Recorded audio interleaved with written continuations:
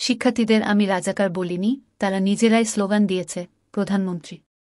বক্তব্য বিকৃত করা হয়েছে দাবি করে প্রধানমন্ত্রী শেখ হাসিনা বলেছেন, শিক্ষার্থীদের তিনি রাজাকার বলেননি, তারা, শিক্ষার্থীরা, নিজেরাই নিজেদের রাজাকার বলে স্লোগান দিয়েছে। আজ শুক্রবার ২৬ জুলাই সকালে বাংলাদেশ টেলিভিশন বিটিভি ভবন পরিদর্শনে গিয়ে এসব কথা বলেন তিনি। শিক্ষার্থীদের কোটা সংস্কার আন্দোলন চলাকালে ক্ষতিগ্রস্ত রামপুরার বিটিভি ভবন ঘুরে দেখেন প্রধানমন্ত্রী।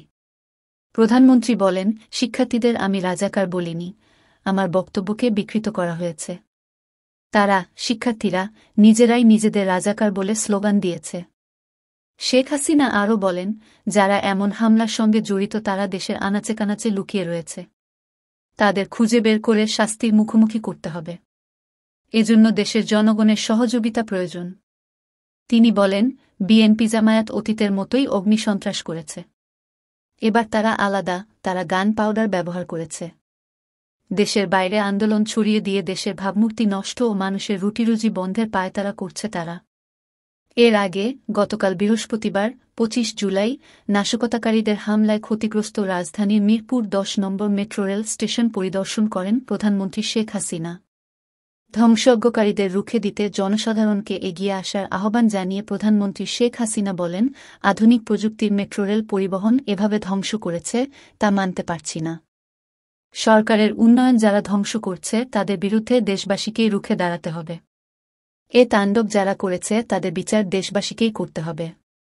প্রধানমন্ত্রী বলেন, সাধারণ মানুষ যেন নির্বিঘ্নে কর্মক্ষেত্র পৌঁছাতে পারে সেটা সুনিশ্চিত করা হবে, দেশ যেন আর্থিকভাবে সচ্ছল হতে পারে সেই চেষ্টা করা হবে।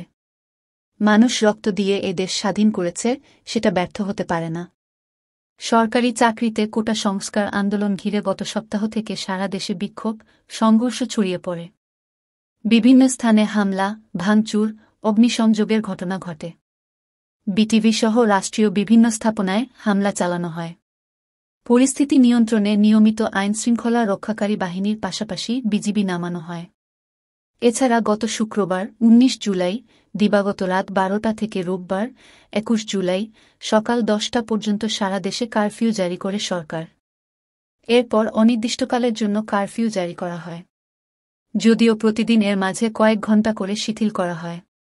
পরিস্থিতি উন্নতির দিকে যাওয়ায় ধীরে ধীরে কারফিউ শিথিলের সময় বাড়ানো হচ্ছে।